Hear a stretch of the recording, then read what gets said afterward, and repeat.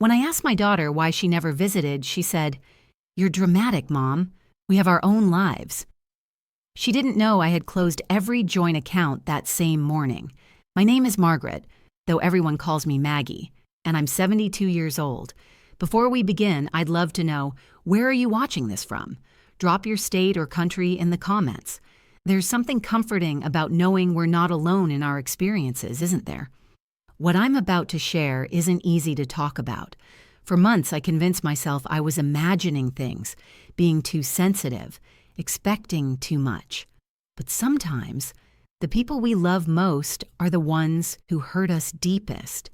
And sometimes, we have to protect ourselves, even when it breaks our hearts to do it. This is my story.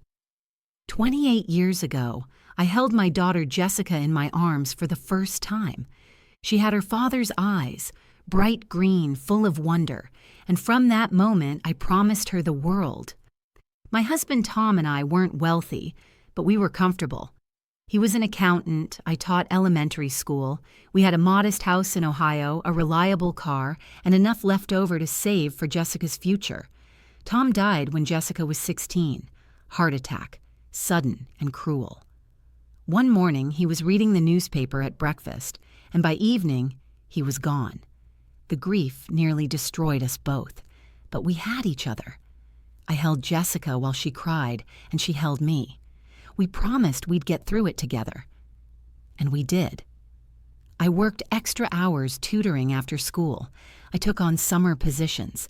Every penny I could spare went into Jessica's college fund. When she got accepted to Ohio State, I cried tears of joy. When she graduated with honors, I was the loudest person cheering in that auditorium. She met Derek during her senior year. He was getting his MBA, came from a well-off family in Connecticut. I liked him at first, polite, well-dressed, ambitious. At their wedding, I gave them $25,000 as a gift. It was most of what I had left from Tom's life insurance, but I wanted them to have a good start. Derek's parents paid for the wedding, something lavish in Martha's Vineyard that cost more than my annual salary, but I wanted to contribute something meaningful. Jessica hugged me and whispered, "Mom, you didn't have to do this." I told her, "I know, but you're my daughter. I want you to have everything." The first few years were good. They moved to Boston, where Derek got a position at a financial firm. Jessica started working in marketing. They bought a beautiful brownstone in Beacon Hill. I visited twice a year, always staying in a hotel because I didn't want to impose. Jessica would take me to lunch, show me around the city, and we'd talk like we always had. Then the grandchildren came. First Oliver, then 2 years later, Sophie.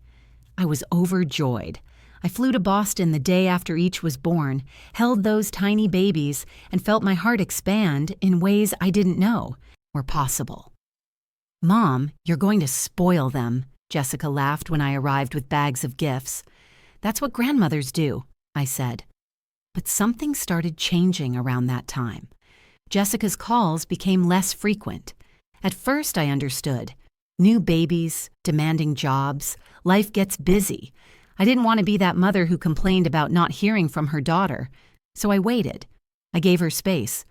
When I called, she often sounded distracted. "Mom, can I call you back? I'm in the middle of something." But the calls back became rarer. I started texting instead, thinking that might be easier for her. Sometimes she'd respond with a quick emoji, sometimes nothing at all. My visits became shorter.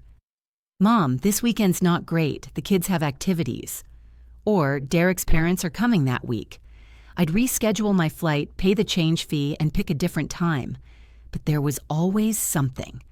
One Christmas, I suggested coming for the holidays. Jessica's response came through text. "Actually, we're going to Derek's parents' place in Vermont. They have that big house, and it's easier with the kids." I spent Christmas alone that year. I told myself it was fine. Families split holidays. It was only fair that Derek's parents got time with the grandchildren, too. But the next year, the same thing happened. And the year after that. 3 years ago, Jessica called with what she described as a practical suggestion. Derek's firm was going through restructuring. They weren't worried, she assured me, but they were being cautious with expenses. The kids' private school tuition was steep. The mortgage on the brownstone was substantial. Mom, I hate to ask this, but would you consider adding me to your checking account? Just as a safety net. If anything ever happened to you, it would make things so much easier. I could handle your bills, manage everything without going through probate. She made it sound so reasonable, so responsible, and honestly, it made sense to me. I wasn't getting any younger. I'd read articles about how complicated it could be when elderly people died without proper arrangements. Jessica was my only child, my only heir. Everything I had would go to her anyway. Of course, honey, I said, whatever makes things easier. She also suggested we open a joint savings account. You could transfer money there, and I'd have access if you ever needed help with anything. Plus, the interest rates are better at my bank. I transferred $40,000, about half my savings, into that account. It felt good, actually, like I was still providing for my daughter, still being useful. Thanks, Mom, she said. This really takes a weight off our minds. Over the next 2 years, I noticed money occasionally moving from the joint savings, never huge amounts, $1,000 here, $1,500 there. When I asked Jessica about it, she always had an explanation. Oh, that was for Oliver's orthodontist. Insurance didn't cover as much as we thought. Sophie needed a tutor for math. You know how expensive those are. Our roof had a leak. These old houses are constant maintenance. I never questioned it too deeply. That's what the money was for, wasn't it? To help my family. 6 months ago, I was diagnosed with osteoarthritis in both knees. It wasn't life-threatening, but it was painful. My doctor recommended I use a cane and consider knee replacement surgery within the year. I called Jessica to tell her. The phone rang 4 times before she answered, and I could hear noise in the background, music, people talking. Mom, what's up? I'm actually at a charity gala right now. Oh, I'm sorry, I can call back. No, it's okay. What's going on? I told her about my knees, about the doctor's recommendation for surgery. I tried to keep my voice light, didn't want to worry her. It's nothing serious, honey, just part of getting old, but I wanted you to know. Okay, well, make sure you follow the doctor's orders. Listen, I should get back. Jessica, I was wondering, would you maybe have time to visit? It's been almost a year since I've seen you or the kids. The pause lasted too long. Mom, you know how crazy things are right now. Derek's up for partner. Oliver's doing travel soccer. We're at tournaments every weekend. Sophie just started violin, and I'm coordinating the spring fundraiser for their school. It's just really hard to get away. Maybe I could come there. The guest room's actually being renovated. And honestly, Mom, with your knees, the stairs in our house would be really hard for you. Something inside me cracked. Jessica, I miss you. I miss my grandchildren. I feel like I never see you anymore. Mom. Her voice took on that edge, the one I'd been hearing more and more lately. You're being dramatic. We talk, don't we? We have our own lives here. You can't expect us to drop everything just because you're feeling lonely. Dramatic.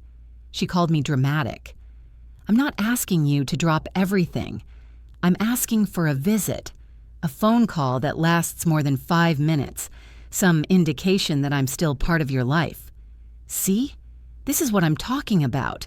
You're guilt-tripping me. I have responsibilities, Mom. I can't just, look, I really have to go. Derek's waving me over. We'll talk later, okay? She hung up. I sat in my quiet house, phone still pressed to my ear, and cried. Not the gentle tears of sadness, but the deep, wrenching sobs of someone who's finally admitting a truth they've been avoiding. My daughter didn't have time for me. Worse, she didn't want to make time for me. The next morning, still raw from our conversation, I did something I'd never done before. I logged into the joint savings account and actually looked at the transaction history, really looked at it. The withdrawals I'd noticed were there, yes, but as I scrolled back through months of statements, I saw others, so many others. $22,000 over 2 years for orthodontists, tutors, roof repairs? I felt sick. Then I checked my checking account. the one with both our names on it. Jessica had access but rarely used it, or so I thought. There, buried in the statements, were more withdrawals. Not huge ones, 200 here, 300 there, money taken out at ATMs in Boston. My hands shook as I added up the numbers. Over $26,000 gone from my accounts in 2 years. I called the bank. The representative confirmed what I was seeing. Yes, Mrs. Patterson, these are all legitimate withdrawals made with the joint account access. Both account holders have equal rights to the funds.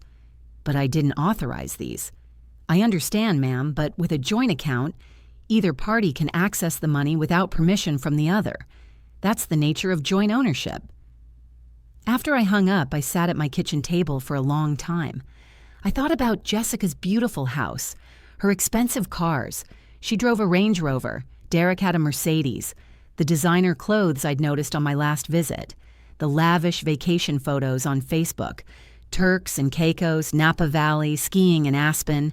And I thought about me, in my small ranch house in Ohio, carefully budgeting my teacher's pension, buying generic groceries, wearing the same clothes I'd had for years.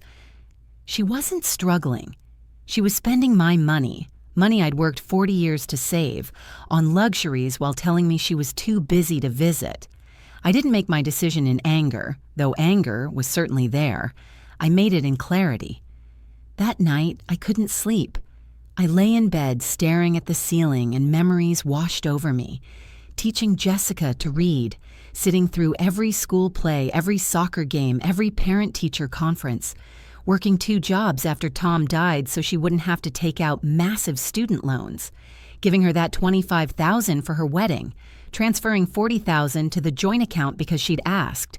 And what had I received in return? Canceled visits, 3-minute phone calls, excuses, dismissal, and apparently funding for her lifestyle. At 3 a.m, I got up and made tea. I opened my laptop and started researching. By dawn, I knew exactly what I was going to do. First, I called a lawyer, not the family friend who'd handled Tom's estate, but someone in the next town over, someone Jessica didn't know. I explained my situation. Mrs. Patterson, you have every legal right to remove someone from your accounts or close the accounts entirely, he said. These are your assets. Joint account holder status doesn't change that. You can revoke it at any time. What about the money she's already taken? He was quiet for a moment. That's more complicated. Technically, with a joint account, she had legal access to those funds. You could pursue it civilly, claim financial exploitation, but it would be difficult to prove if she argues. She believed she had permission. I see. My advice? Protect what you have left. Close the joint accounts. Open new ones in your name only. Make sure all your assets are secured. And my will? You can change that any time. If you're concerned about inheritance, we can draft a new one. I thanked him and made an appointment for the following week. Then I called my financial advisor, also someone new, someone Jessica had never met. I explained that I wanted to move my money into accounts that were solely in my name. All of it. I need to protect my assets, I said simply. Absolutely, Mrs. Patterson. We can set that up immediately. The day I decided to act was a Tuesday. I remember because Tuesday was when I usually went to the grocery store, and I kept to my routine. Normal, calm, deliberate. I drove to the bank at 9 a.m., right when they opened. I dressed carefully. My good slacks, a nice blouse, my pearl earrings that Tom had given me for our 20th anniversary. I wanted to look competent, serious, not like some confused elderly woman who could be dismissed. The bank manager, Mr. Foster, greeted me warmly. Mrs. Patterson, good morning. How can we help you today? I need to close my joint accounts and open new ones in my name only. He blinked. Your joint accounts with your daughter, Jessica? Yes. May I ask why? I met his eyes steadily. Because they're my accounts, and I no longer wish to have a joint holder. To his credit, he didn't argue. Of course, let me get the paperwork started. It took 2 hours. We closed the joint checking account that had my direct deposited pension. We closed the joint savings with the remainder of my $40,000. $22,000 had vanished, but $18,000 remained. I transferred everything into new accounts, new account numbers, new checks, new debit card. "Mrs. Patterson," Mr. Foster said as we finished, "your daughter will receive notification that these accounts have been closed, just so you're aware." "I understand. And she won't have any access to your new accounts." "That's exactly the point." I also went to my other bank, the one where I had a small emergency fund, closed that joint access too. By noon, every dollar I had was protected in accounts bearing only my name. Then I did something I'd been putting off. I went home and changed my will. Instead of everything going to Jessica automatically, I set up specific provisions. A trust for my grandchildren's education, money she couldn't touch, donations to 3 charities I cared about, and yes, something for Jessica, but only a fraction of what she would have received. The rest? I designated for a scholarship fund in Tom's name at the local high school. Money to help kids like Jessica had been. Kids who'd lost a parent but still dreamed of college. If Jessica didn't value our relationship, if I was just a bank account to her, then I'd make sure my money went somewhere it would be. Appreciated. Jessica called 3 days later. Not a casual check-in call. I could hear it in the first words she spoke. "Mom." Her voice was sharp, tight. "What the hell did you do?" I'd been expecting this. I was making soup and I kept stirring, phone on speaker. "I closed our joint accounts. I assume the bank notified you." "You closed without even telling me? Without discussing it?" "Jessica, they're my accounts. I don't need permission to manage my own finances." "Are you serious right now?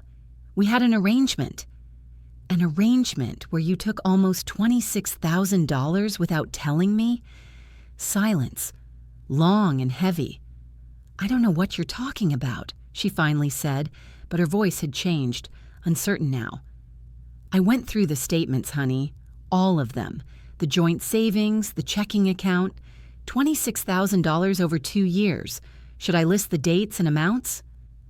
"Mom, that money was... I needed it. For the kids. For emergencies. You said it was okay." "I said you could access it if you needed help, not fund your lifestyle, not take thousands while claiming you're too busy to spare me a phone call." "This is unbelievable. After everything Derek and I... After everything you what, Jessica? What exactly have you and Derek done for me? We've included you in our lives. When? When was the last time you visited me? Really visited, not just a guilt-driven 2-hour lunch while you were passing through Ohio for something else? I have a family, Mom, responsibilities." "So do I. You're my family, or you were supposed to be." For a moment, I heard something in her breathing. Maybe recognition, maybe shame. But then Derek's voice came through, muffled but audible in the background. "Just tell her..." And Jessica's tone hardened. "You know what? This is exactly what I told Derek. You're being dramatic. You're punishing me because we have our own lives and can't drop everything every time you feel neglected." There it was again. Dramatic. "I'm not being dramatic, Jessica. I'm being practical. You have your own life, and that's fine. But you don't get to have my life savings, too. You don't get to take my money while you can't even spare time for a real conversation. That money was supposed to be for emergencies." "What emergencies? Your Range Rover, your Aspen vacation. I saw the Facebook photos, sweetheart. You're not struggling." If you're still watching, please hit that subscribe button. I promise you, you'll want to hear how this ends. "Mom, I can't believe..." Did you ever actually need the money, or did you just think Mom won't notice? Mom's old. She probably doesn't check her statements too carefully. That's not fair. No, Jessica. What's not fair is working 40 years as a teacher, saving every penny, losing your father at 48 and rebuilding your life alone, giving your daughter everything, and having her treat you like an ATM while claiming she's too busy to care. I heard her breath catch. For a second, I thought maybe I'd gotten through to her. Maybe she'd apologize. Maybe she'd realize what she'd done. Instead, fine, keep your money. Apparently it means more to you than your own daughter. And she hung up. I set down my spoon, turned off the stove, walked to my bedroom and lay down on top of the covers, fully clothed, and I cried. Not because I regretted what I'd done, but because my daughter was gone, and I wasn't sure she'd been truly there for years. I'd just been too afraid to admit it. Jessica didn't call back, neither did I. A week later, I received an email from Derek. The subject line was, "Family Conversation." I almost deleted it, but curiosity won. "Margaret, I think you should know that your actions have caused Jessica significant emotional distress. She's had trouble sleeping and has been very upset. We understand you may be going through some challenges at your age, and we think it might be beneficial for you to speak with someone, perhaps a therapist who specializes in elderly issues. Regarding the financial accounts, we had understood that you wanted us to have access to help manage your affairs as you aged. If there was a miscommunication, we apologize. However, closing the accounts without discussion was hurtful and showed a lack of trust. We hope you'll reconsider and perhaps set up a family meeting to discuss this rationally. The children ask about you." Derek. I read it 3 times. The condescension was breathtaking. Challenges at your age. Elderly issues. The children ask about you. When was the last time they'd let me speak to the children? I didn't respond. Instead, I opened my laptop and started researching something I'd been thinking about: financial elder abuse. Turned out there was a term for what had happened to me: resources, support groups, legal precedents. I wasn't crazy. I wasn't dramatic. I was a woman who'd been taken advantage of by someone she trusted. The next month was strange. Quiet, but not lonely. There's a difference, I learned. I'd been lonely when Jessica was in my life, but unavailable. Now I was simply alone. But the constant hoping and waiting and being disappointed had stopped. There was peace in that. I started attending a quilting group at the community center. Made friends with a woman named Helen who'd also experienced a difficult relationship with her son. We didn't dwell on it, but there was understanding between us. Solidarity. I scheduled my knee surgery. The procedure went well. Helen drove me home from the hospital and stayed the first night, sleeping on my couch and helping me to the bathroom. When I tried to pay her, she waved me off. That's what friends do, Maggie. Friends. Real friends who showed up. During my recovery, Oliver, my grandson, sent me a text. He was 14 now and apparently had his own phone. "Grandma, are you okay? Mom said you're sick." My heart clenched. "Just had knee." "Surgery, sweetie. I'm healing well. How are you?" "Good. Soccer's going great. Made varsity." "That's wonderful. I'm so proud of you." "Mom says you're mad at her." I stared at that message for a long time before typing. "I'm not mad, Oliver. Sometimes adults have complicated situations, but I love you and your sister very much. Always." "Love you too, Grandma." That exchange meant more to me than I could express. 2 months after our confrontation, Jessica showed up at my door. No warning, no call ahead. I was in my garden. The knee surgery had healed beautifully, and I was back to my normal activities. I looked up from weeding my tomatoes, and there she was, standing at the gate. She looked different, thinner, tired. The polish I'd always associated with her seemed dimmed. Mom. I stood slowly, brushing dirt from my garden gloves. "Jessica, can we talk?" "Of course, come in." I made tea, the ritual giving us both something to do with our hands. We sat at my kitchen table, the one Tom had built 30 years ago, the one where Jessica had done her homework as a child. "I'm sorry," she said finally, "for all of it, for taking the money, for the things I said, for not being there." I waited. Sorry was just a word. I needed more. Derek and I went to counseling. She laughed bitterly. "Actually, Derek wanted us to go so I could talk about you, about how you were being irrational." "But the therapist," she paused, "the therapist asked me when I'd last visited you, when I'd last called just to talk. when I'd last included you in anything meaningful, and I realized I couldn't answer. I had no good answers. She looked at me and her eyes were red. She asked me to imagine being 72, alone, and watching my only child slip away, and Mom, I couldn't. I couldn't even imagine it without wanting to cry, but that's what I did to you. Yes, I said quietly. That's what you did. The money wasn't even about need. Derek makes plenty. We have plenty. It was just there, easy. And I told myself you wouldn't mind, that it was going to be mine eventually anyway, that you'd want us to have it for the kids. I justified it every time. You stole from me, Jessica. Let's call it what it was. She flinched, but nodded. I stole from you. And worse, I made you feel like you didn't matter, like you were an inconvenience, like your feelings were just you being dramatic. We sat in silence. The clock ticked. Outside, a cardinal sang.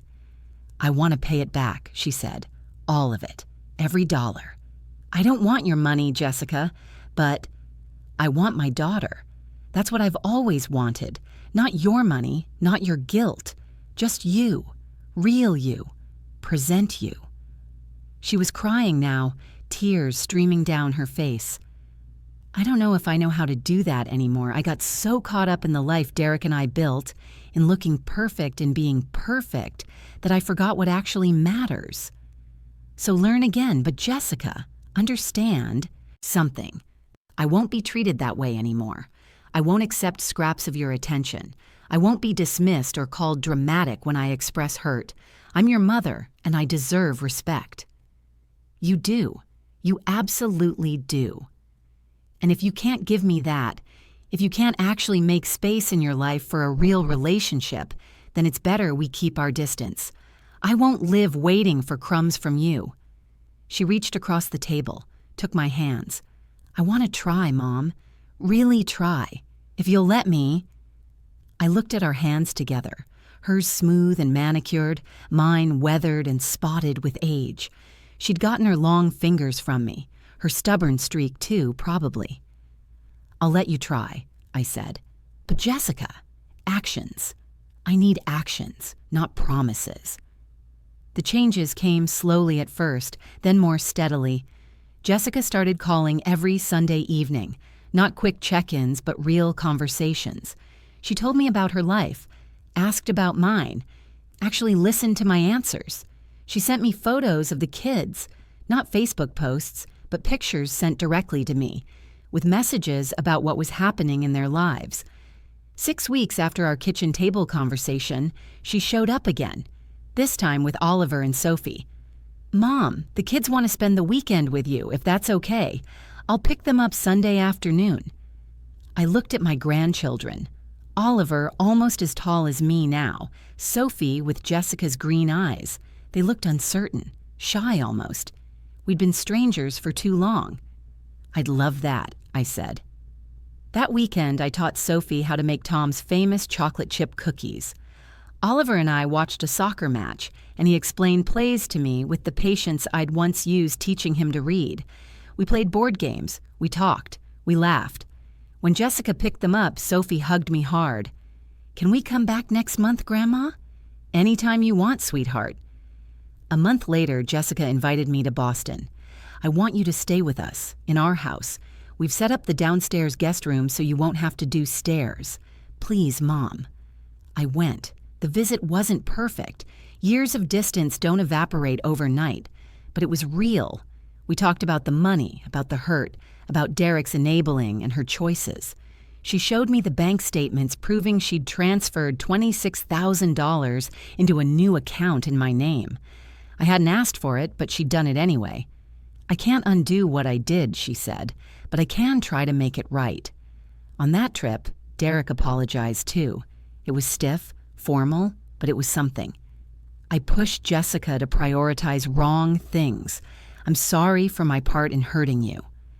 The real change came 3 months later. Jessica called on a Tuesday afternoon, not our scheduled Sunday call. Mom, are you free on Saturday? I think so. Why? Derek's parents are hosting their annual summer party, the big one, the one I've never missed. I told them we're not coming this year. I told them we're coming to Ohio instead. All of us. I want the kids to spend real time with you. I want us to spend real time with you. Is that okay? I had to sit down. You told the Hartfords you're not coming to their party? I did. They weren't happy. But Mom, I've spent 10 years prioritizing Derek's family because they're wealthy and well-connected, and it seemed important for his career. And I let my own mother sit alone on holidays. That's done. That stops now. They came that weekend. We didn't do anything fancy. A cookout in my backyard, a trip to the ice cream shop in town, movie night in my living room with popcorn. Simple things. But Sophie fell asleep with her head on my shoulder during the movie, and Oliver asked if he could come stay with me for a week in summer, and Jessica sat in my kitchen helping me dry dishes like she used to do 20 years ago. Mom, she said quietly, thank you for closing those accounts. I looked at her, surprised. I mean it. I was heading down a path I didn't even recognize, taking from you, justifying it, dismissing your feelings. If you hadn't drawn that line, hadn't demanded respect, I might have kept going, might have lost you completely before I woke up. You almost did lose me. I know, and that terrifies me. The idea that I could have become someone who loses their mother, not to death, but to cruelty. She wiped her eyes. You taught me something important, Mom. You taught me that love without respect isn't love at all, and that self-respect means standing up, even to the people you love most. It's been 8 months since I closed those accounts. Jessica and I talk multiple times a week now. She visits once a month, and I visit Boston regularly. The kids text me random things, funny memes, questions about homework, pictures of their day. I'm teaching Sophie to quilt. Oliver wants me to come to his playoff game next weekend. Derek and I have reached a cordial understanding. We'll never be close, but there's respect now, and that's enough. My lawyer helped me update my will again. Jessica's back as the primary beneficiary, not because I forgot what happened, but because she proved through consistent action that she values me as more than a bank account. The scholarship fund in Tom's name will still receive a significant portion because I still believe in helping kids who need it. But my daughter has earned her place in my life again. Sometimes people ask me if I regret how I handled things, if I think I was too harsh. My answer is always the same. I regret that it became necessary, but I don't regret doing it. Because here's what I learned. There's nothing dramatic about demanding to be treated with dignity. There's nothing selfish about protecting yourself from people who take advantage, even when those people are your own children. And there's nothing wrong with setting boundaries, even painful ones, when the alternative is betraying yourself. I closed those accounts on a Tuesday morning, and in doing so, I opened something far more valuable, the possibility of a real relationship with my daughter, not one based on obligation or guilt or financial dependence, but on mutual respect and genuine love. My name is Maggie Patterson. I'm 72 years old. I have arthritis in both knees, a small house in Ohio, a teacher's pension, and a daughter who finally knows my worth. And that's worth more than any bank account balance could ever be.